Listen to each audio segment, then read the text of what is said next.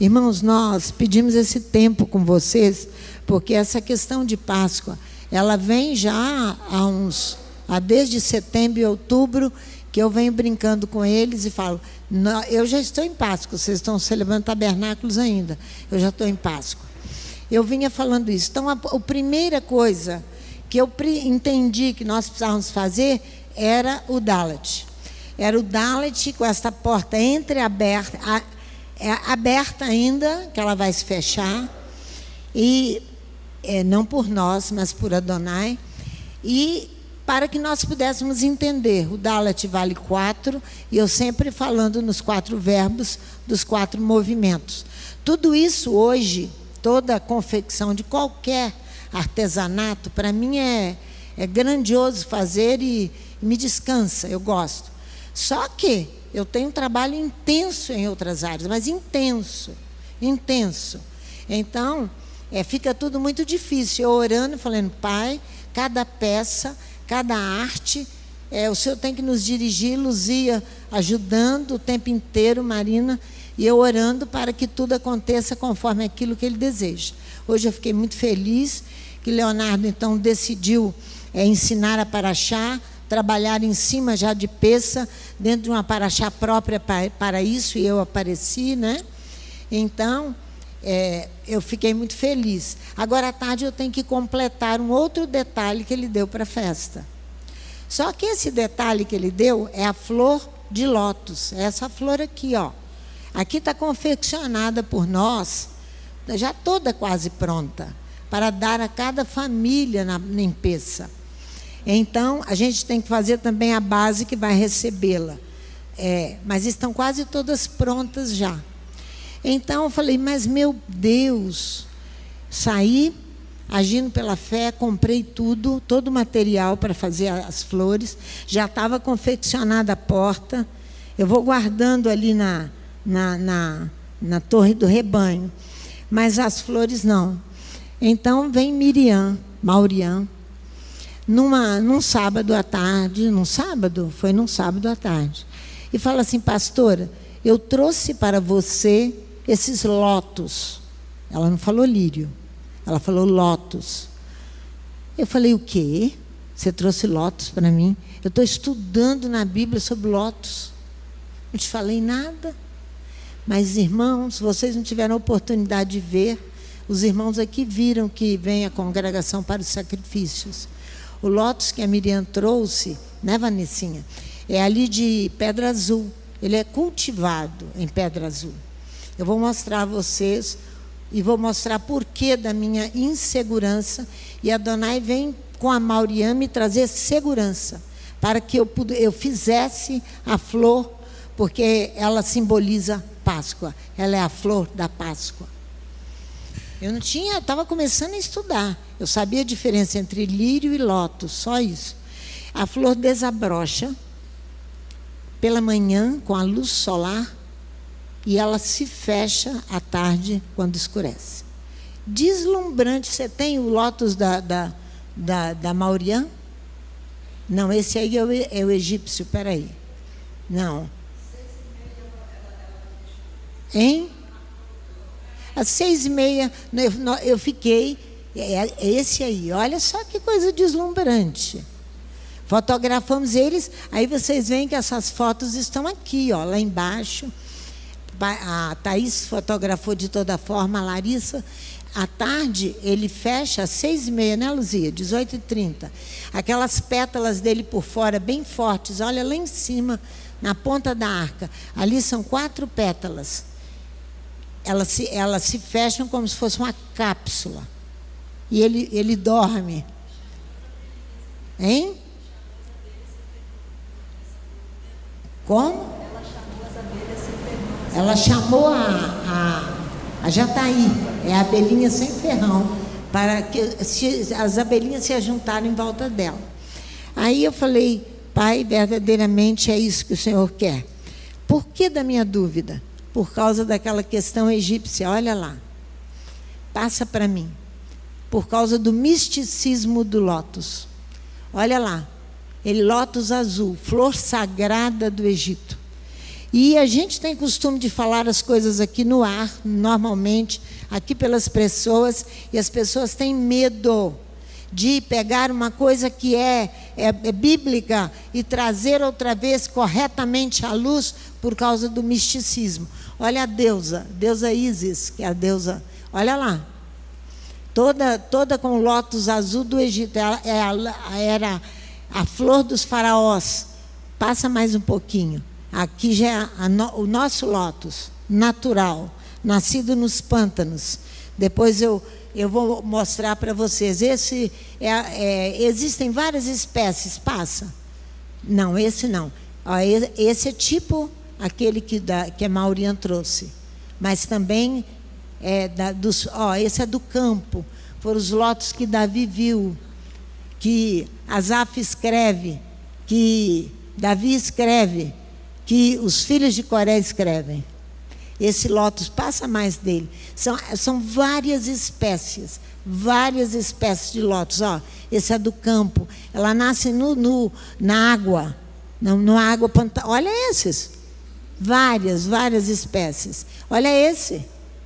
Esse é um cacho lindo. Esse bem mais natural, do campo. Esse aqui já é um lótus produzido, esse também nas nossas, cultivado, né? Então, para mim bastou, eu teria que fazer o lótus, mas eu fui estudar sobre o lótus, e vocês precisam compreender onde ele está. A palavra lótus é uma palavra egípcia, e o que mais me interessou, os egípcios, os judeus continuaram, Shouhan no egípcio. Os judeus não mudaram para o hebraico, em nada. Ela continua egípcio, o nome. O nome que Israel usa é Shouhan, não é um nome hebraico. E ela é muito usada. Lírio você vai encontrar no grego. Lírio é uma rosa, pode ser várias outras flores também, mas no grego. Mas eu só sei que o lótus é uma flor imperial e dos faraós. E uma arte antiga usar o lótus para fins decorativos. A Bíblia faz menção das 2 colunas de bronze do templo de Salomão, adornadas como borda de copo, como flor de lótus nas colunas. Isso você encontra em 1 Reis, capítulo 7, do versículo 15 ao 22.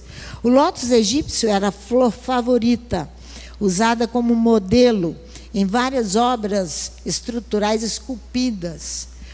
Essa flor pertence à família dos lírios, que no grego é crinon.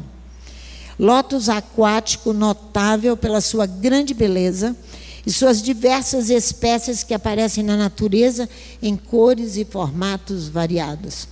O lótus se encontra não apenas em Israel, no Egito, mas também na China, Japão e também no Brasil. A Vitória Régia é um lótus. Ela é proveniente da obscuridade dos pântanos, onde floresce em plena luz. Yeshua, para ilustrar sua parábola, eu quero que você vá lá comigo no capítulo 6, no versículo 27 e 30 de Mateus. Ele cita apenas 2 flores, ambas símbolo de beleza exuberante, que o lótus é exuberante. Cantares fala, Isaías no capítulo 35 também. E Mateus capítulo 6, versículo 27 a 30. Ele vai falar ali. Então, aquela que Yeshua cita como lótus, alguns comentaristas falam que é a Açucena formosa, cresce nas areias, não muito longe do mar, mas é uma flor que nasce naturalmente em águas sujas até. Esplêndida em suas formas, cores e perfumes. E a Shouhan, segundo o egípcio antigo, o lótus, você vai ver aqui Yeshua dizendo, Mateus capítulo 6, olha o versículo 28. É interessante Yeshua usar essa flor para falar de uma pequenez na fé, para falar de uma pouca fé.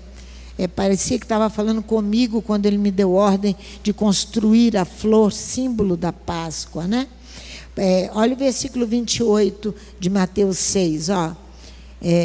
Quanto ao vestuário, por que vos andais ansiosos? Observai como crescem os lotos do campo.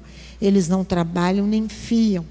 Mas eu, porém, vos digo que nem mesmo Salomão, em toda a sua glória, se vestiu como qualquer deles.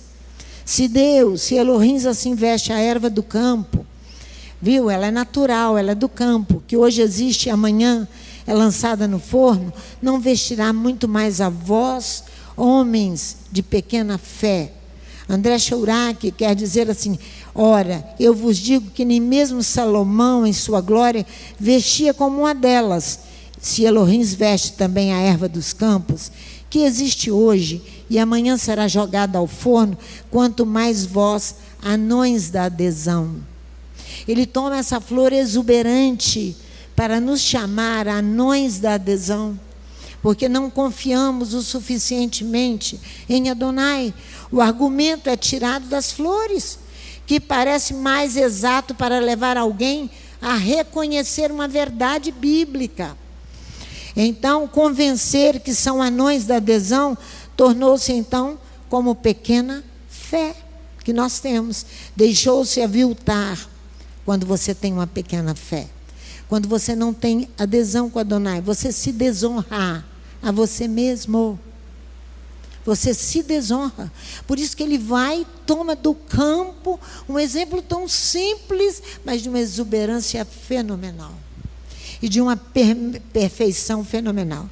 A Shorhan é símbolo de um conjunto de cheiros agradáveis. A narina, sua harmonia e colorido das flores, faz dela uma figura de acordo, de concórdia e de paz. Faz dela uma figura de acordo, concórdia e paz. Jó vai dizer assim, não vou levar vocês lá não, que eu tenho muito o que falar. Apega-te a Elohim, tem paz com ele, assim te sobrevirá o bem. Aceita a Torá da sua boca e põe as suas palavras no teu coração. O lótus tornou-se então a Shorhan da Páscoa, a flor símbolo de Pêssah. Provavelmente o poeta dirige sua palavra a Elohim antes da celebração da festa de Páscoa, numa prece, para que Elohim socorra seu povo em seus cativeiros e o liberte da opressão do inimigo. Salmo 80, versículo 1. Vamos lá. Deixa eu tomar um pouquinho de água.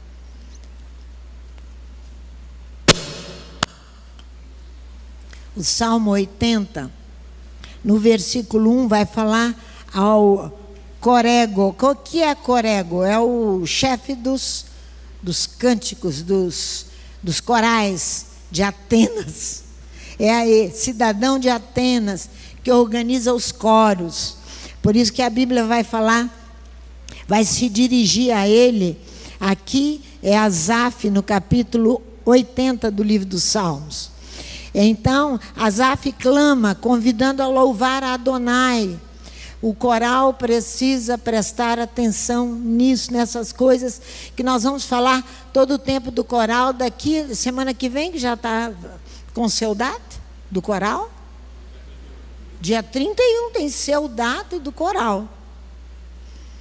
Vocês vão ouvir falar do coral aqui o tempo inteiro.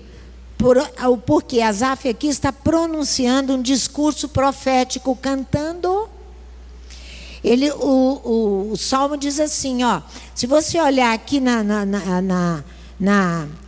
falando sobre o Salmo, o diretor de música, aqui é o corego, segunda melodia, os lírios da aliança, aqui está, não. Você vai ver Davi se tornar lótus da aliança. Aqui ainda é lótus do testemunho, que Asaf vai dizer. O canto de Asaf é sobre o lótus, toma o lótus como testemunho. Pastor de Israel, escuta. É a primeira versículo. Segundo versículo na tradução que eu estou. Tu que conduzes Iosef como ovino, sentado sobre os querubins resplandece. Diante de Efraim, versículo 3, versículo 2, perante Efraim, Benjamim e Manassés, desperta o teu poder e vem salvar-nos. Olha só o que ele vai dizer. Teu heroísmo e vai para a nossa salvação. Desperta teu heroísmo e vem para a nossa salvação, diz Asaf em outra tradução. Asaf articula cada versículo deste salmo com intenção de unir pelas juntas, numa ordem coerente, para produzir sons que desperte Elohim para salvar. Nós estamos falando de salvação. O Léo falou de salvação a manhã toda. O salmista recorre à imagem da flor Shouhan, lótus, que floresce em plena luz. Ao entardecer, ela se fecha como uma cápsula, formada por 4 pétalas. Nós fizemos isso aqui, formamos, mas a nossa não abre nem fecha, que ela é artificial. Mas são 8 pétalas que tem aqui, simbolizando os 4 verbos dali, que nós estamos trabalhando. E já cantando com vocês. 4 pétalas fortes em sua espessura e cor. Por dentro, o tom daquelas pétalas se torna da mesmo, por fora ela é um cobreado, parecendo um dourado. Por dentro ela se torna do mesmo tom das flores, das pétalas. Mas ali está toda a sua natureza, quando ela se fecha, bruta da flor. Mas por proteção, as 4 pétalas que formam a cápsula, símbolo de redenção da Torá. As 4 pétalas que fecham a cápsula do Shouhan, do lótus, símbolo de redenção na Torá. Quando Elohim tirou o povo hebreu do Egito e disse: eu vos tirarei, eu vos salvarei, eu vos redimirei, eu vos tomarei como nação. Foi tudo que ele ensinou de manhã. Parece que ele escreveu aqui junto comigo, não escreveu. Ao despertar a cada manhã, fala da nossa dependência da luz, de Adonai, minha luz, minha salvação, de quem me estremecerei, diz Davi no Salmo 27, versículo 1. Adonai é a minha luz e a minha salvação. De quem eu terei medo? De que eu terei medo? Ou de quem eu terei medo? Toda salvação reside na intimidade com Hashem. Presta atenção. Toda salvação reside na intimidade com Hashem. Ou seja, estar sob seu domínio, sua autoridade e influência. Nossa adesão nos situa ligados a Ele pelo amor, que é fonte de luz onde dissipa todo medo. Por isso que quando você tem medo, ou você não exerce fé, você decai da sua posição de filho que tem intimidade com Ele. Por isso que Yeshua entra pesado com aquele negócio da adesão. Yeshua reflete a fonte de toda a luz que se encontra em Adonai. Gênesis vai falar isso, 3 e 4. Novamente, então, Yeshua lhes fala e diz: eu sou a luz do universo. Quem me segue não anda nas trevas, mas tem a luz da vida, em João 8, versículo 12. O primeiro aparecimento do refrão do Salmo 80 se dá no versículo 4. Olha aí, no 3 de vocês. Faz-nos voltar. Em outra tradução, Elohim, faz-nos retornar. Ilumina tuas faces e seremos salvos. Estamos falando de salvação. Então, o primeiro aparecimento do refrão está aqui no versículo 3. Faz-nos voltar, ó Elohim. Faz resplandecer o teu rosto e seremos salvos. Então, você vai ver que aqui estão os 4 verbos, porque o versículo vai se repetir por 4 vezes no Salmo 80. Você vê que o nome de Elohim aqui cresce, será progressivamente reforçado por outras designações no próprio Salmo, mas como algo sagrado. está ligado aos 4 verbos que são sagrados. As 4 vezes que se repete aqui no Salmo. Olha o versículo 8, acho que é o 7 nosso. Faz-nos voltar, ó Elohim dos exércitos. Aqui você encontrou uma designação do nome. Faz-nos voltar, versículo 3. Faz-nos voltar, ó Elohim. Aqui você encontra outra designação do nome. Faz-nos voltar, ó Elohim dos exércitos, para reforçar progressivamente aqui as designações do nome sagrado. Olha bem, olha só. Adonai Tsebaot, faz-nos retornar.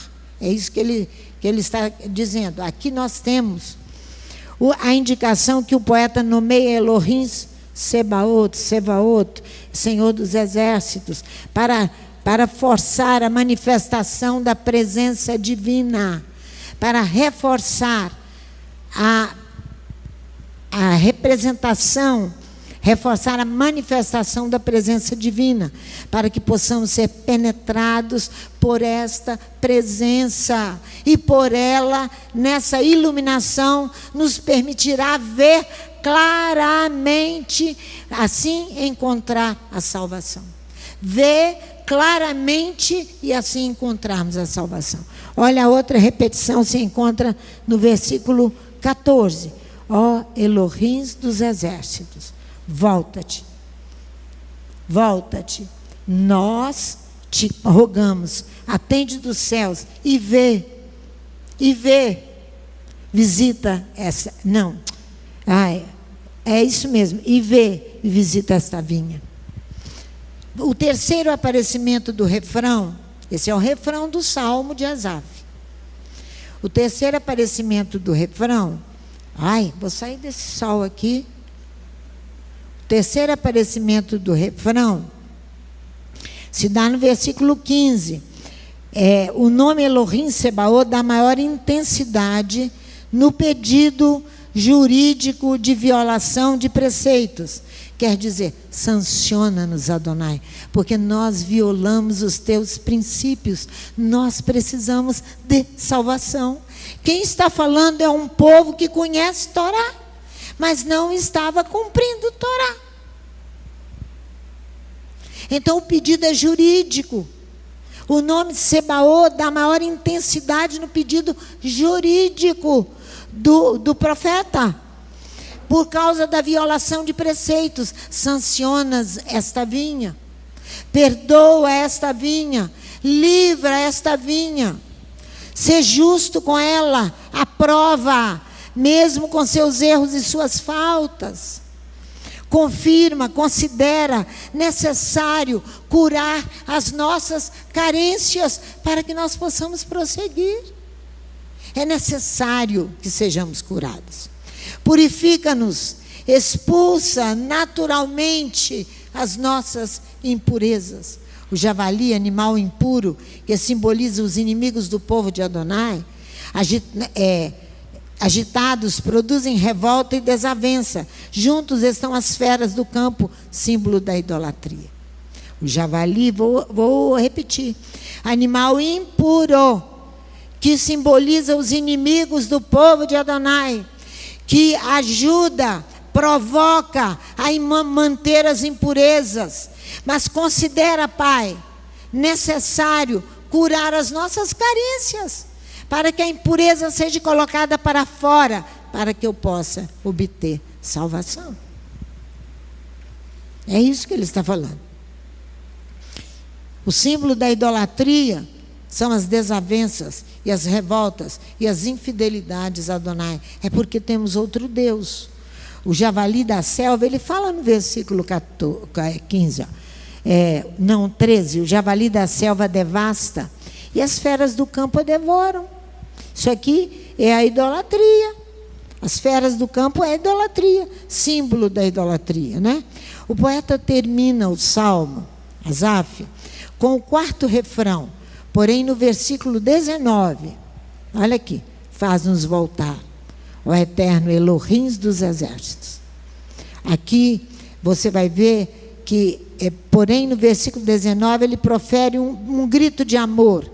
e um juramento de eterna fidelidade. Adonai, não recuaremos longe de ti. Faz-nos viver, teu nome nós o clamaremos. Faz-nos viver, teu nome nós o clamaremos. Ele tomou Lótus como testemunho. Em outras traduções você encontra Lótus do testemunho. Uma flor como testemunho. Asaf se dirige ao Eterno. Então você viu os 4 refrões aqui, o símbolo dos 4 verbos, os quais nós estamos trabalhando. E trabalhando a flor para vos dar na festa de Páscoa. Asaf se dirige ao Eterno sob sua identidade completa. Aqui agora, no último, a identidade de Elohim está toda aqui, assinando o clamor de Asaf. Olha só, Adonai Elohim Sebaô faz-nos retornar. Yud-Re Vav-Re, Adonai Elohim Sebaô. Yud-Re Vav-Re, Adonai Elohim Sebaô. Juiz. Elohim é juiz. Olha a força que o homem toma aqui para encerrar esse salmo altamente didático e da Páscoa.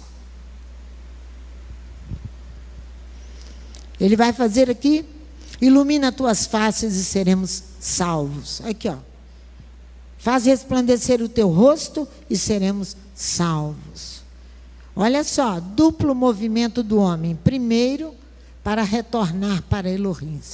Segundo movimento é deixar-se ser iluminado.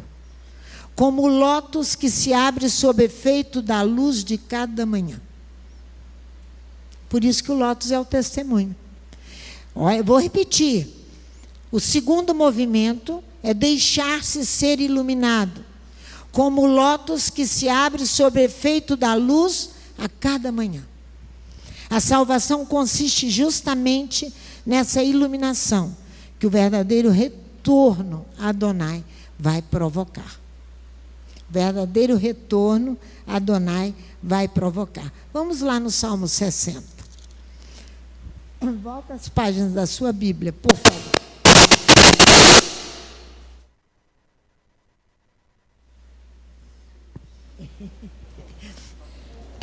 Agora que eu entendi o que era. O Salmo 60. Voltemos lá. Aqui é Davi. O Salmo 60 vai celebrar o episódio durante o qual Davi com Joabe à frente do exército destruiu 18.000 edomitas no Vale do Sal, perto do Mar Salgado. Toda essa narrativa, nós vamos ler mais à frente, se encontra em 2 Samuel 8 e 1 Crônicas 18.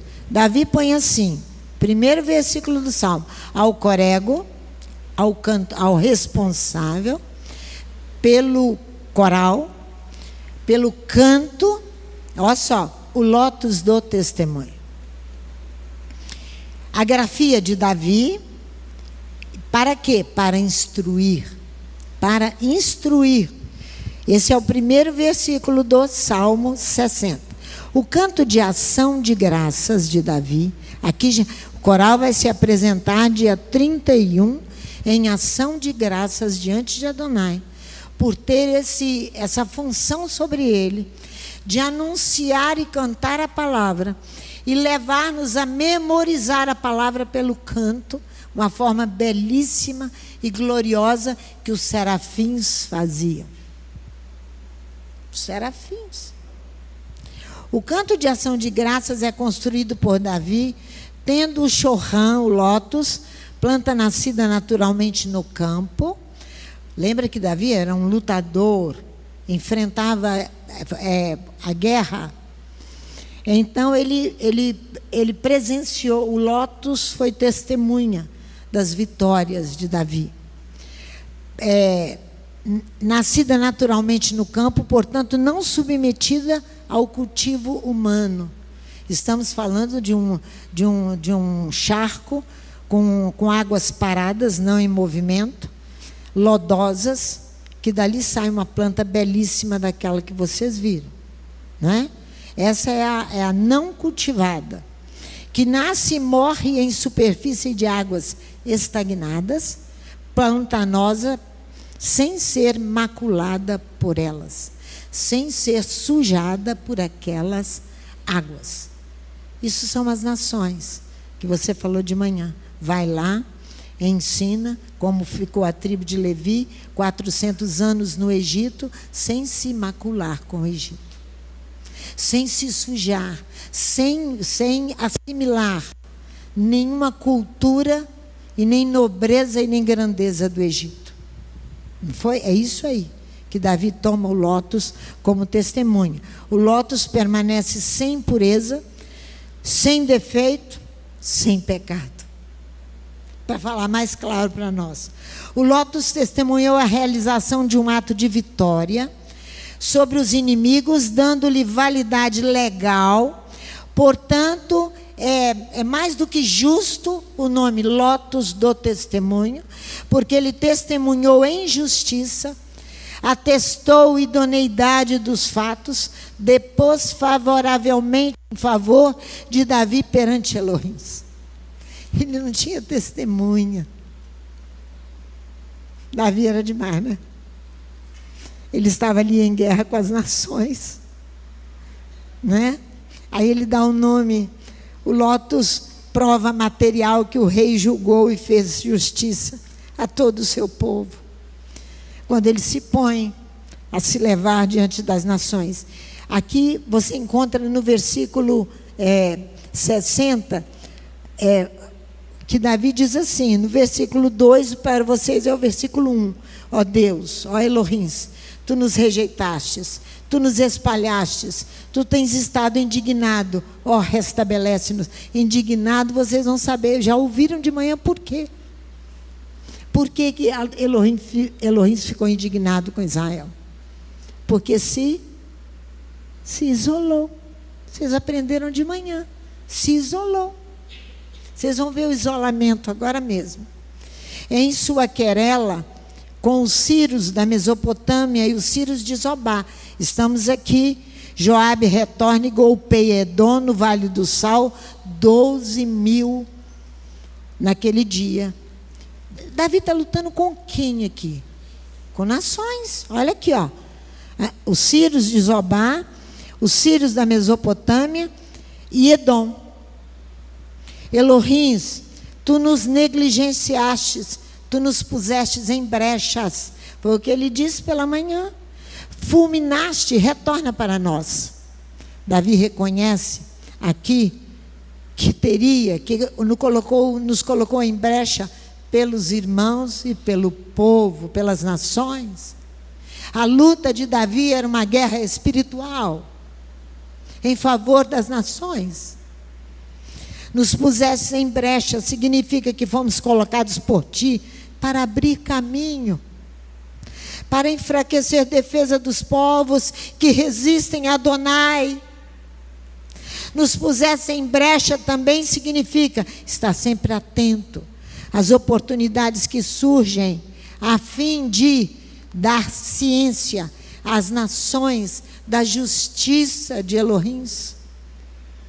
Instruí-los judicialmente a respeito dos mandamentos, estatutos e regras da Torá. Isso cantado por Davi, irmãos. Por isso que ele manda para o chefe lá do coral. Tarefa extremamente difícil. Falar às nações, lutar com elas para elas serem salvas. É um trabalho que se deve executar dentro de um prazo, porque a porta vai fechar. Vou repetir, trabalho que tem que se executar dentro de um prazo, porque senão a porta vai fechar. Sabe quantos dias eu fiquei com esse versículo aqui, ó? Tu abalaste a terra e fendeste, sara as suas fendas, pois ela treme. E com esse versículo aqui, eu fiquei 15 dias em cima dele, orando e dizendo: ilumina meus olhos, Pai. Abre os meus ouvidos para ouvir e entender o que tu estás falando para nós, batendo na tecla de salvação e de Páscoa, para chegar isso aqui escrito. Eu devo ter escrito umas 10 páginas e jogado fora. É um trabalho que deve se executar dentro de um prazo, pois é um dever e uma necessidade emergente pôr os povos em estado de serem julgados por Adonai. Davi está nos confrontando com a nossa mais profunda vocação, a de ser o sal da terra e um povo pacto, à luz das etnias, diante de um mundo pagão e decadente. Confere comigo como Yeshua vê o povo pacto. Desde suas primeiras palavras, ele chama a uma transformação radical, a um retorno do coração à fonte do ser, retornar a Adonai. Ele ataca a loucura do povo de Adonai com o sal da terra. Vamos lá. Depois nós voltamos no Salmo 60. Mateus capítulo 5. Mateus capítulo 5.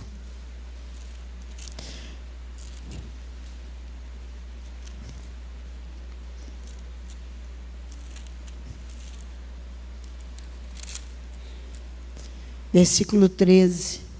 Vós sois o sal da terra, mas se o sal se tornar insípido, com que se há de salgar? Para nada mais serve, senão para ser lançado fora e pisado pelos homens. Vou ler em outra tradução.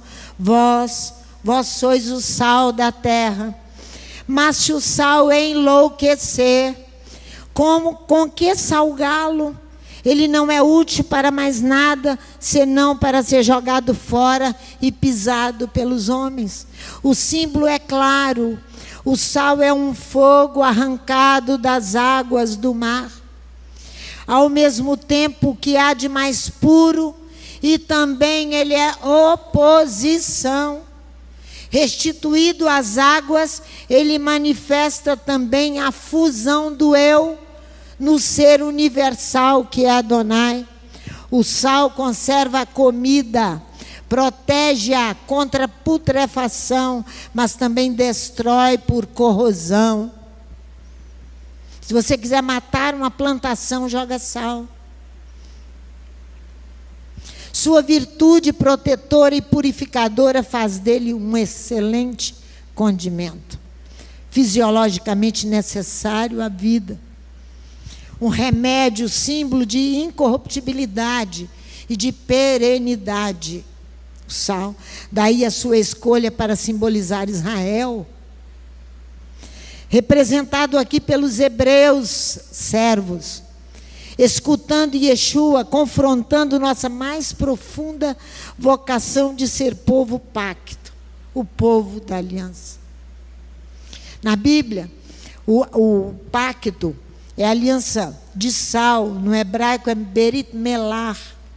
Vai designar uma aliança que Adonai não pode romper. É uma aliança que Adonai não pode romper. Vai comigo, segura aqui. Vai comigo lá em Levítico 18, por favor. Números capítulo 18. Números 18. Abre aí a sua Bíblia. Eu quero que vocês leiam isso aqui. Por isso que ele contém ali nas halotes, antes de você comer, o vinho para você tomar, o suco para você tomar, simbolizando a uva ali. Tem uva nele. Olha aqui, versículo 19. Todas as ofertas sagradas que os filhos de Israel oferecerem ao Eterno, dei-as a ti, a teus filhos, as tuas filhas contigo, por estatuto perpétuo. É a aliança perpétua de sal perante o Eterno para ti e para a tua semente contigo.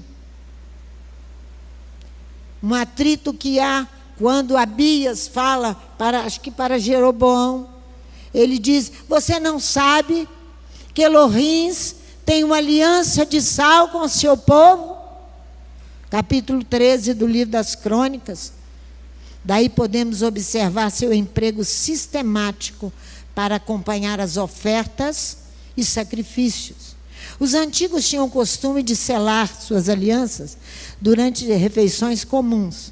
O sal, símbolo de incorruptibilidade, era um ingrediente obrigatório no Oriente. Dessas porções de alimentos ingeridos a certas horas do dia. Esse ato é para restaurar as forças. Como a mesa é um altar e toda refeição um sacrifício, o hebreu divide sempre entre seus convidados o pão e o sal. Para os hebreus, como para os árabes, como para os gregos, afirmam que o sal possui caráter divino. O emprego do sal é símbolo de hospitalidade e da comunhão. Ele é sinal do pacto de aliança de paz. Ele é o sinal do pacto da aliança de paz. Da aliança de paz. Yeshua ensina a Torá, realçando todo o tempo a necessidade emergente de se levantar e cumprir a sua vocação. Cumprir o seu chamado de ser o povo pacto, povo da aliança. Se o sal enlouquecer, porque insípido ele não pode ficar. Você nunca viu o sal se tornar insípido, sem sabor. Você nunca viu. Então o sal é enlouquecer. O texto grego fala do sal que se torna insosso, insípido. Como ninguém viu o sal se tornar insosso, o que é quimicamente impossível. Na verdade, a tradução habitual falseia para deturpar e enganar e tornar insosso um texto que no hebraico sempre significou enlouquecer. Este falso significado deriva de uma associação de ideias errôneas. O sal evoca no texto um sabor. No pensamento de Yeshua, o verdadeiro sujeito da frase não é o sal. Não é o sal. Mas a comunidade de seus ouvintes, representantes de Israel, do pacto, do povo pacto de Adonai. Se este povo enlouquecer, quem executará a missão de salvar o mundo? Se esse povo enlouquecer, quem executará a missão de salvar o mundo? Se o sal enlouquecer, com que salgá-lo? Ele não é útil mais para nada, senão para ser jogado fora e pisado pelos homens. Olha o que eu falei, não serve para mais nada, diz Yeshua, para ser pisado e jogado fora pelos homens. Mateus capítulo 5, versículo 13. Foi o que aconteceu no ano 70. Foi o que aconteceu no ano 70, depois do Mashiach. Quando as legiões romanas destruíram a pátria, o templo de Israel, pisando no povo, jogando fora os sobreviventes, vendidos como escravos no mercado do império romano. A intenção foi clara: destruir o povo da aliança, para que não haja ninguém para anunciar às nações, para falar de Torá às nações, para que não tenha ninguém.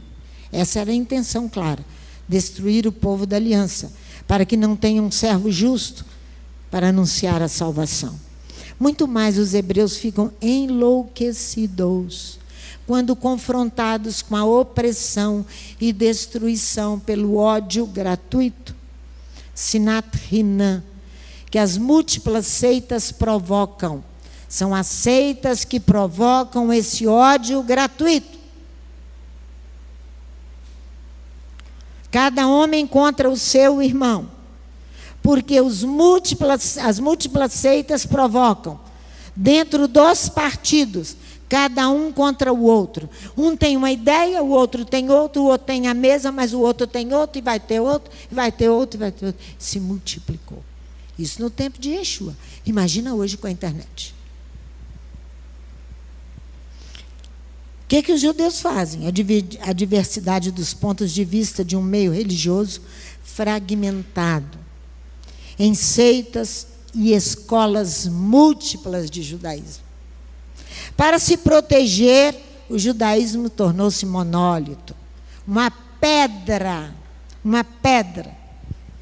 Para se proteger, um bloco de pedra depois do genocídio perpetrado pelos romanos no ano 70, quando quase exterminou o povo e a terra de Israel, esse monolitismo tornou-se então uma condição de sobrevivência e nunca mais saiu dele. Tornou uma condição de sobrevivência. Preste atenção, ele não existe quando Yeshua anuncia a sua mensagem, e nem quando os adeptos a redigem. Mas Yeshua viu profeticamente o ano 70 depois dele. Todo o mal que estava acontecendo. Portanto, sua aflição é muito maior, porque o inimigo que os ataca não é um estranho qualquer, mas um irmão, um amigo íntimo, assim diz Davi. É o Salmo 55 que nós estamos orando. A confusão em seu seio, em seu interior, a vexação, o embuste não se retiram das suas praças. A confusão agrava os males de que padece a cidade, arruinada pelos conflitos interiores, mais do que pelo conflito armado. Pois não é o inimigo que me desanima, diz o Salmo. Eu o suportaria. Nem o que me odeia se eleva contra mim. Eu me esconderia dele. Mas tu, homem de meu valor, meu campeão, meu confidente, é este que me trai. Diz Davi escrevendo no Salmo 55. Com quem unidos saboreamos a intimidade, indo com emoção à casa de Elohim. Miqueias escreve o capítulo 7, de 1 ao fim, praticamente. De 1 a 9, eu tenho certeza. Toda sobre esta questão que violenta o ataque dentro da própria casa. Yeshua vê essa condição como gravíssima, pois contém em potencial a morte, o extermínio de um povo. O extermínio de um povo. Os inimigos do homem são as pessoas da sua casa, diz Yeshua. Volta comigo lá no Salmo 60, versículo 3. Volta lá. Salmo 60, versículo 3. Elohim. Aqui eu vou ler o que eu já li com vocês no versículo 2. Que o Léo falou muito bem hoje pela manhã. Não é elogiando nada não, tá? Não estou traçando elogios para Léo, não. Estou falando que a questão se une numa só vontade, a vontade de Elohim, que nós venhamos aprender. Elohim, versículo 2. Tu nos negligenciastes, nos pusestes em brecha, fulminaste, retorna para nós. A brecha é uma abertura feita numa muralha, numa parede onde podemos fazer dela uma rota de fuga, como fez o rei Zedequias na queda de Jerusalém. Jeremias, capítulo 39, de 1 a 5. Ele foi capturado pelo exército babilônico. Zedequias, porque fugiu do confronto, fugiu da guerra, fugiu de vencer o inimigo pela fé, junto com Adonai. Quem diz que nós temos condições de chegar até aqui? Nenhuma. Isso é fé, somente. Zedequias foge. A brecha que ele encontrou para fugir se tornou uma derrota, um aniquilamento, para ele, para o seu exército, para o seu povo, sem precedentes. Não fuja. Quando Adonai te dar uma tarefa para enfrentar o outro, para salvar o outro, não fuja. Não fuja. Quando entendemos que o Eterno ordena a tarefa de abrir caminho de salvação para outros, geralmente nos colocamos de modo a criar obstáculos.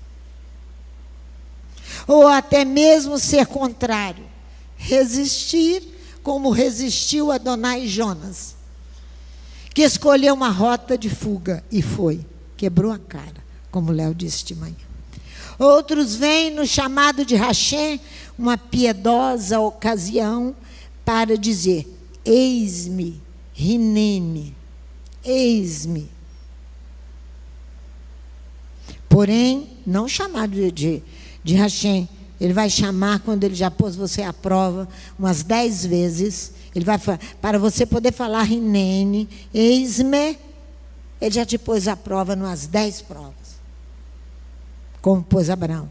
Porém, Abraão, antes de dizer eis-me, superou todas as provações. Respondeu perfeitamente a tudo que Adonai lhe pediu. Agora Adonai pede a 10ª prova.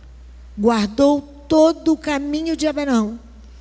O impulso de amor que lhe permite ser sem vontade própria diante de Adonai, frente a Adonai, mesmo sabendo ele opor-se em nome de sua justiça para tentar salvar Sodoma e Gomorra. A sua justiça era a justiça de Abraão, não a justiça de Elohim. Ele soube se opor a Adonai para salvar Sodoma e Gomorra. Ele assumiu o querer de Elohim, guardando suas ordens e andando na luz de Elohim. Esse é Abraão. No auge, no mais alto grau do seu caminho, será necessário agora ir mais além e provar ser capaz não apenas de um impulso. Uma força vertical dirigida de baixo para cima, esse é o impulso, que sofre todo o corpo com as suas oscilações de altíssima frequência. Nós oscilamos, não é? Esse é o impulso. Pode haver uma oscilação. No impulso da necessidade, eu e você fazemos votos. No impulso da necessidade, mas a vacilação não deixa cumprir o voto. No impulso, prometemos união, garantimos andar na luz. O que mais o impulso provoca são os atos de heroísmo que eu e você queremos demonstrar. O impulso não é isso que Adonai está falando quando ele chama e o servo diz: eis-me aqui, Adonai. Devemos e precisamos ir mais além de tudo isso. Devemos nos comprometer com o desapego. Quando Abraão disse: eis-me, para você ir às nações, para você ir aos campos como foi Davi, fechar os olhos e ir à guerra para salvar as nações. Você tem que ter um desapego total. A mulher, a filhos, a tudo vai dizer: eis-me aqui, Adonai. Ser desafeiçoado, indiferente e independente em alto grau. Isaac nasce milagrosamente e é justamente a ele que Abraão deve renunciar, desapegar-se, oferecendo em sacrifício a Adonai. Se Abraão não faz, significa toda a direção dos filhos de Israel estaria totalmente comprometida se Abraão não faz. Ou Abraão obedece a Elohim e sacrifica com Isaac o futuro do seu povo, ou desobedece, não será mais digno de ser chamado seu filho. Olha como é grave. Olha como é grave quando alguém é chamado, essa congregação tem um chamamento, senão ela não estava de pé. Já tinha Adonai já tinha destruído. Nos 2 casos haveria traição de suas vocações profundas. Por que traição? Nos 2 casos haveria traição de suas vocações profundas. Que dois casos? No sacrifício e no chamado para ir e anunciar. São as 2 vocações profundas. O anúncio da salvação universal. O exemplo narrado por Yeshua em 3 parábolas no capítulo 15 de Lucas. Eu gostaria que você fosse lá comigo. Todas têm o mesmo sentido, as 3 parábolas. Todas o de anunciar a ação de Elohim para inaugurar novo ciclo, o da salvação universal. Yeshua estava ali, presente. É ele quem vai falar. Ali anuncia através dele a salvação universal. Olha aqui, capítulo 15 do livro de Lucas. Eu gostaria de ler a parábola do filho pródigo. As três. Todas as três falam o mesmo assunto: o anúncio para inaugurar o novo ciclo, o da salvação universal, que a pessoa de Yeshua traz. Então, eu gostaria de ler só 2 versículos, o 20 e o 21. Então, você já conhece a parábola do filho pródigo. Ele saiu e foi viver livremente como ele queria, não é verdade? E foi embora. Quando ele resolve voltar, então levantou-se, foi para o seu pai. Quando ainda estava longe, viu o seu pai e se moveu de íntima compaixão e, correndo, lançou-lhe ao pescoço e o beijou. O filho lhe disse: Pai, pequei contra o céu e contra ti. Já não sou digno de ser chamado teu filho. Ele tomou a rota para não cumprir o chamado, a vocação sagrada. O pai vai recebê-lo, porque ele pede perdão. É isso que Yeshua, é isso que marca aqui. Você depois lê todas as 3 parábolas. Vão falar da marca do ciclo, que inaugura o ciclo da salvação universal. O rapaz volta para casa, para cumprir o que Adonai havia determinado para eles. Esse é o ciclo da salvação universal. Abraão se dilacera, Abraão se rasga pelo meio, para não trair seu amigo Adonai. Você pode imaginar Abraão com Isaac para sacrificar. Ele estava dilacerado. Traição é falta de cumprimento dos juramentos, não traduzi-los com fidelidade, não ajudar, abandonar. Foi o que fez o filho pródigo. Não ajudar e abandonar. Abraão se encontrava aflito quando exprime Rinene, eis-me. Ele lança 2 vezes Adonai. Ele se lança 2 vezes Adonai. Rinene, eis-me. Rinene, no versículo 1 de Gênesis 22 e no versículo 11, e uma vez ao seu filho Isaque, eis-me, Rinene. Quando Abraão diz para Adonai, Rinene, eis-me, ele exprime por antecipação a concordância com a exigência divina desta vocação sagrada. Chamado do profeta Isaías se dá em meio a uma teofania divina, onde Isaías ouve um cântico dos anjos. Vai lá. Esses são os homens que disseram: sim, eis-me. Isaías capítulo 6. Ele vai ouvir o coral dos serafins. Vai lá, capítulo 6. O chamado. Por quê? Por que nós vemos aqui em Isaías? Porque não pode haver impureza. A pessoa tem que ser totalmente desapegada. Impureza há, porque nós nos sujamos de alguma forma, mas há uma necessidade de um desapego às coisas materiais, para que você possa dizer: eis-me, nesse chamamento, nessa vocação sagrada tão maravilhosa, mas tão dura. Por isso que Davi diz: tu nos colocastes em brechas. Olha o canto aqui que ele ouve. Olha aqui. Os serafins, versículo 2, estavam acima dele. Cada um tinha 6 asas. Com 2 cobriam seus rostos, com 2 cobriam os pés, com 2 voavam. E chamavam uns aos outros, dizendo: Santo, Santo, cantando. O Eterno dos Exércitos, toda a terra está cheia da sua glória. Os serafins cantavam, Levítico, capítulo 20, versículo 7. Consagrai-vos e sereis consagrados. Sim, eu, Adonai, vosso Elohim, sou consagrado. Em meio aos versículos que condenam a idolatria, a Torá, que o capítulo 20 do Levítico, condena a idolatria e vários tipos de pecado. Em meio a ele está: consagrai-vos e sereis consagrados. Sim, eu, Adonai, vosso Elohim, sou consagrado.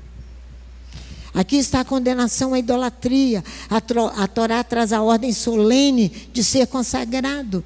No versículo 8, a Torá diz: guardai minhas regras, guardai minhas regras e executai-as. Eu, Adonai, vosso consagrador. É Ele quem vai nos consagrar.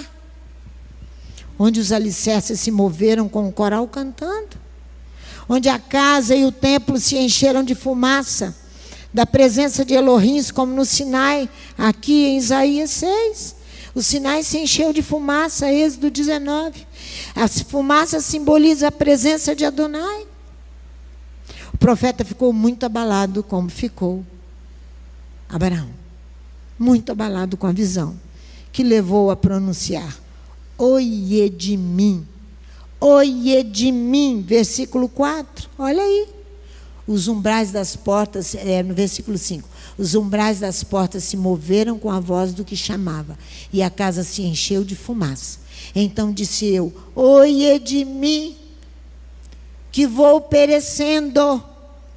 Oie no hebraico corresponde: eu sou infeliz, pois eu próprio estou morrendo sem salvação. Isaías pronuncia esse lamento. Isso não foi um lamentinho, não. Com a presença de Adonai, foi a mesma situação de Abraão. A mesma. Ele próprio, sem salvação. O oi é contra ele mesmo. Se ele era um homem que se considerava santo, contudo, diante de Elohim, era impuro. Se Isaías se considerava santo, se você se considera santo, se eu me considero santo diante de Elohim, eu sou impura. Em comparação com a santidade de Elohim, os lábios humanos sem purificação são indignos de proferir a mensagem do anúncio da salvação. Os lábios humanos, que vai acontecer aqui a purificação dos lábios. Olha os 6. Mas ele reclama que os lábios dele são impuros. Quantas vezes Moisés, no capítulo do Êxodo, reclama que meus lábios são difíceis? Como é que é? Duro de queijo. Moisés inventa uma opção de coisa, né? Ali. Sem palavras. Aqui ele diz assim, mas um dos serafins voou para mim, trazendo na mão uma brasa viva que tirara do altar com uma tenaz. Com ela tocou a minha boca e disse: vê, apareci. Isso tocou os teus lábios, e a tua iniquidade foi tirada, e purificado o teu pecado. Olha aqui. Olha aqui. Olha só. Depois disso ouvi a voz do Senhor que dizia: a quem enviarei? E a quem há de ir por nós? Olha aqui. Então disse eu: eis-me, Rinene, aqui. Envia-me a mim. Envia-me a mim, porque seria enviado à tribo de Judá. Aqui, ao povo dele. Diz a este povo: ouvis, mas não entendeis. Envia-me a mim. A mesma coisa, os lábios humanos sem purificação são indignos. A Torá diz que Josué faz Amaleque e seu povo, na guerra, ceder a boca de espada. Por que você está com medo da guerra? É pela boca de espada que você vai fazer o inimigo ceder. É a Torá na boca.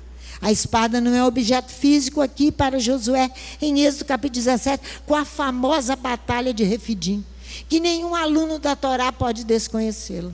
Josué vai vencê-la com a boca de espada. Por isso que Isaías sabia que a boca não estava purificada, para anunciar. Mas uma pessoa que tem a Torá na boca, portanto, seriam os lábios purificados de Isaías, que levaria o anúncio da salvação, a mensagem divina a ajudar. Porém o profeta sentia-se desprezível, aquele que desonra Adonai, tanto para aliar-se ao coral dos serafins, para cantar louvores a Hashem, como ser mensageiro de Adonai ao povo. Então um dos serafins trouxeram a brasa viva para fazer isso, purificar os lábios. O profeta Ezequiel diz: eu busquei entre eles um homem, só um, que levantasse o muro, que se pusesse na brecha perante mim, por esta terra, olha só, para que eu não a destruísse, mas ninguém achei. Ezequiel capítulo 22, versículo 30. Não sabia Ezequiel, não sabia ainda Ezequiel, que ele mesmo seria provado e tomado para que a sua mulher representasse o templo e, por extensão, toda a cidade de Jerusalém. Ele não sabia. Isso se dá quando Adonai fala para ele que não encontrei um homem que estivesse na brecha, no capítulo 22. No capítulo 24, Adonai vai tomar a mulher de Ezequiel, vai matá-la, trazer uma ferida dentro do coração do homem. Ainda diz que ela era muito amada, como os judeus amam Jerusalém. E vai matar a mulher. Anunciou de manhã, de tarde a mulher morreu. Depois que isso tudo aconteceu, olha só, ele diz: falei ao povo pela manhã, eu dei a notícia que a minha mulher, que Adonai tinha dito, morreu minha mulher.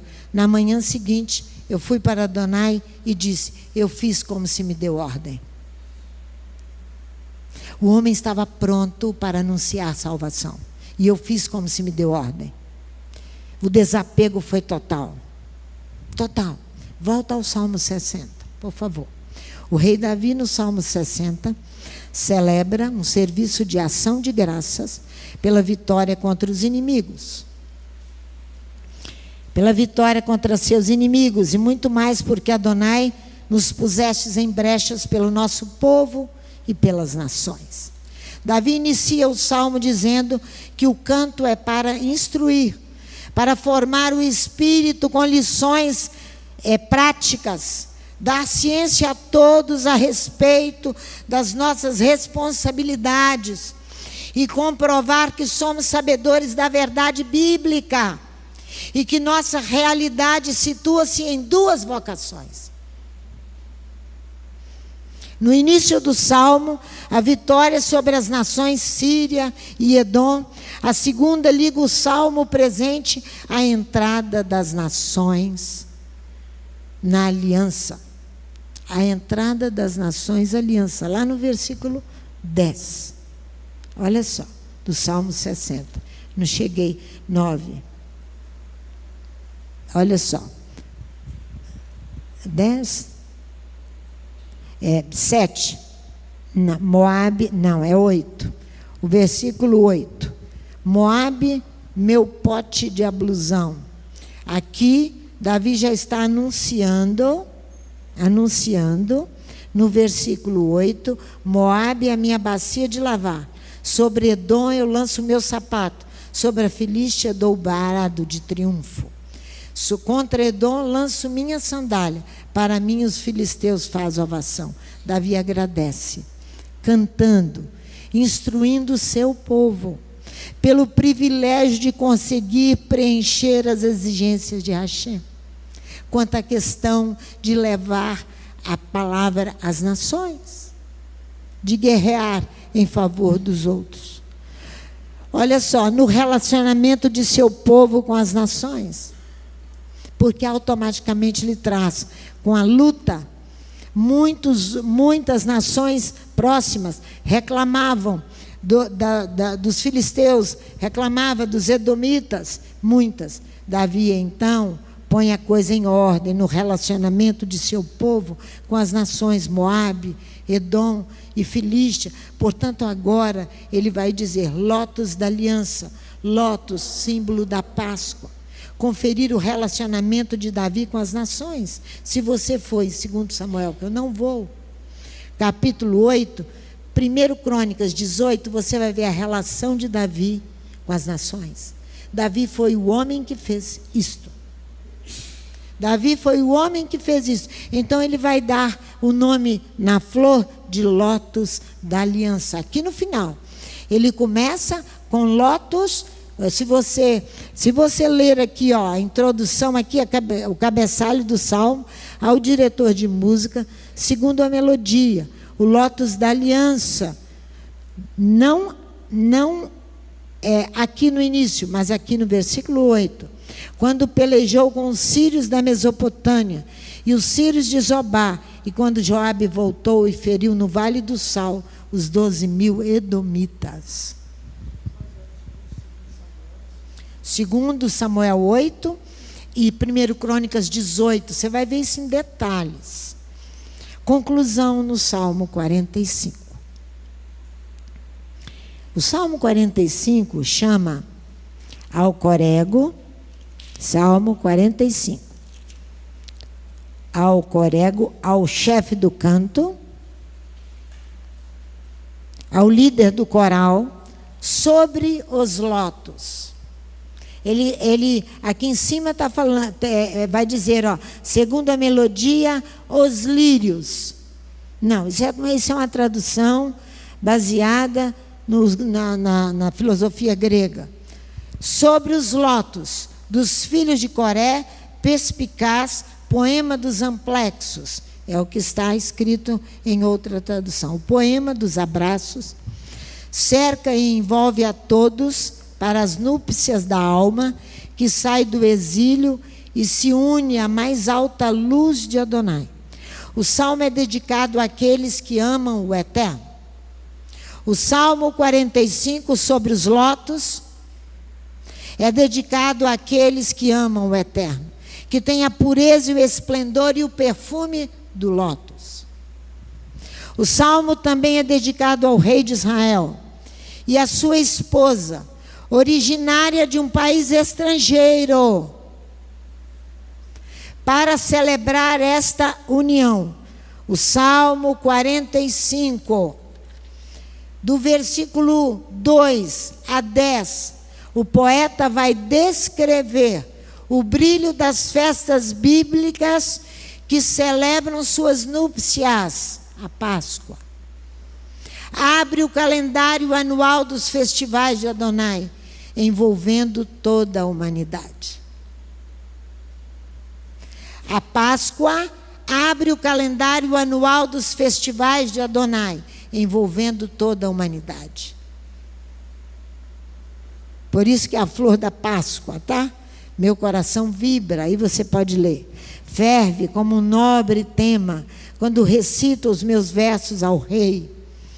Olha, até o versículo 10. A minha língua é pena de um destro escritor. Mais belo que os filhos do humano, a graça verte de teus lábios, no que Elohim te abençoa em perenidade. Cinge tua espada sobre a coxa, herói. Tua majestade, tua magnificência triunfa, cavalga pela palavra de verdade, de humildade, de justiça. Ele te ensina os estremecimentos de tua direita. Tuas flechas agudas, os povos caem diante de ti, no coração dos inimigos do rei. Teu trono, Elohim, para sempre. O cetro do teu reino é o cetro de retidão, está falando do rei. Amas a justiça e odeias o crime. Assim o teu Elohim te meciou de óleo de exultação, em vez de teus associados, a mirra, o aloés, a canela, sobre todas as tuas roupas dos palácios de marfim, as cítaras te regozijam. Das filhas de reis, entre tuas amadas, a dama se posta à tua direita, num ouro vermelho de Ofir. Devemos entender que o canto dos filhos de Coré é perspicaz, pois eles têm agudeza de espírito, os filhos de Coré. Eles são penetrantes na descrição do rei. Quem é o rei que vai casar-se? Olha só, com a filha estrangeira. Com a filha estrangeira. Olha só, o trono descrito no versículo 7 é ao mesmo tempo tempo o trono de Elohim e do rei que o representa. As virtudes do rei refletem as virtudes de Elohim. Passemos à segunda etapa do salmo. Depois do poeta celebrar Elohim e o rei, ele irá exaltar a beleza da rainha. Porém, devemos memorizar que a segunda etapa tem uma distância maior a percorrer, devido às exigências para ajuste com a Torá. Presta atenção. A segunda etapa do Salmo 45, que é sobre lotos, tem uma distância maior a percorrer que a primeira etapa do Salmo de 1 a 10. Por quê? Devido às exigências para ajustes com a Torá. Primeiro passo, a esposa do rei é estrangeira. Estrangeira. Devemos reconhecer isto. Não basta uma nacionalidade judia. Não basta. Não basta uma nacionalidade judia. Não é judeu o que é exteriormente, diz Paulo. Nem é circuncisão o que é exteriormente na carne, mas é judeu o que é no interior, e circuncisão o que é do coração, no espírito, não na letra, cujo louvor não provém dos homens, mas de Elohim. Romanos 2, 28 e 29. Ser estrangeiro é não fazer parte da família. É desconhecer as leis de seu país. Desconhecer a Torá. A legislação a esse respeito se encontra da mulher estrangeira em Deuteronômio 21, de 10 a 14. A mulher, a esposa, é estrangeira. Por isso que tem que falar às nações. A esposa deve romper com as suas origens. Olha o versículo 11. No nossa tradução 10. Ouve, filha. Olha, inclina os teus ouvidos. Esquece do teu povo e da casa de teu pai.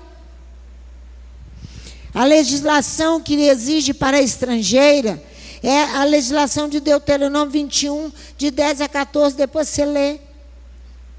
Ela é estrangeira. Segundo passo, é esse aqui, ó, é o rompimento com as suas origens estrangeiras e assumir Torá. E então integrar-se ao povo do qual se torna rainha.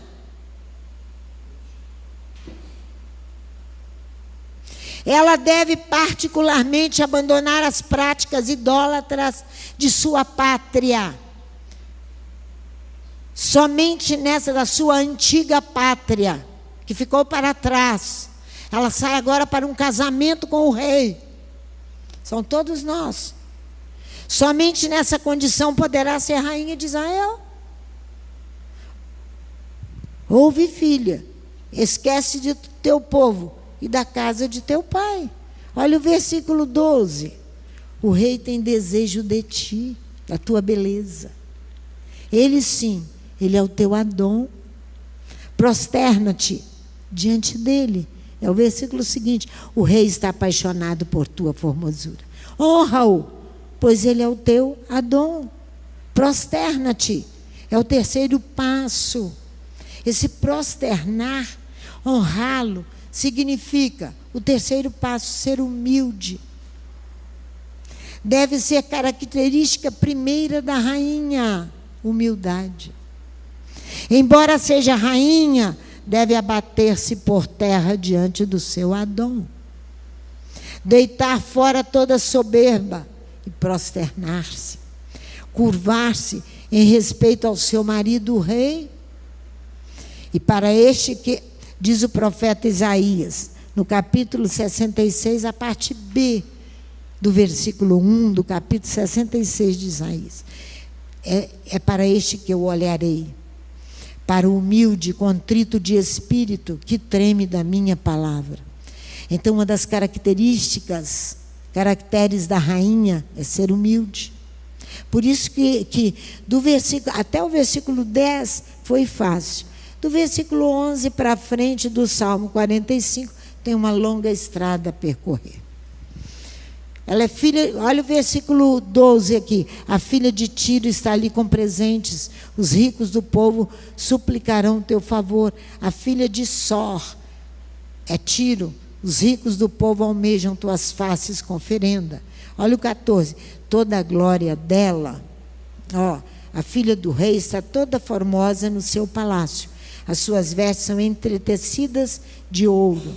Aqui é toda a glória dela, da filha do rei, é interior, vestida com engastes de ouro do seu vestido. O cortejo nupcial vai conduzir a esposa ao rei, na pureza de sua união. Os amplexos do amor, o abraço do marido, amplexo é abraço. O abraço do marido, que a recebe e se une a ela no palio nupcial, que a cobre, inundada de novas luzes em suas núpcias, a rainha, separada de seu passado idólatra, renasce em sua identidade primeira, como filha de Elohim. O versículo 15 ou 14 aqui, em vestidos bordados, ela é levada ao rei. As virgens, suas companheiras, a seguem. Esse é o cortejo nupcial. E são trazidas à tua presença, conduzidas na alegria, olha só. Com alegria e regozijo são conduzidas, entram no palácio do rei. Teus filhos tomarão o lugar dos seus pais. Estarão teus filhos e os colocarás como chefes de toda a terra. Olha o versículo 18. Memorizarei. 18 não, 17, né? Memorizarei, perpetuarei a tua memória de geração em geração, pelo que os povos te louvarão para sempre. Memorizarei teu nome em toda parte, de idade em idade. Os povos te celebrarão assim, em perenidade para sempre. O canto dos filhos de Coré se encerra com votos. Quais são os votos? Quais são os votos que ela faz? Que iremos anunciar teu nome em toda parte, para que os povos te celebrem, cumpram solenemente tua Torá. É isso que é memorizarei teu nome em toda parte. Em toda parte. Encerra com esse voto o canto dos filhos de Coré. Esse salmo lindíssimo, que é escrito sobre o lótus e que encerra numa beleza esplêndida, e é o que nos espera, se nós cumprirmos a nossa vocação sagrada. Que o Eterno nos abençoe muito, porque provavelmente até a Páscoa Ele prosseguirá nos ensinando, para que venha permanecer e penetrar em nós aquilo que Ele deseja de cada um de nós, daqueles que estão distantes e em casa. Que o Eterno assim nos abençoe, em nome de Yeshua, o Mashiach. Amém.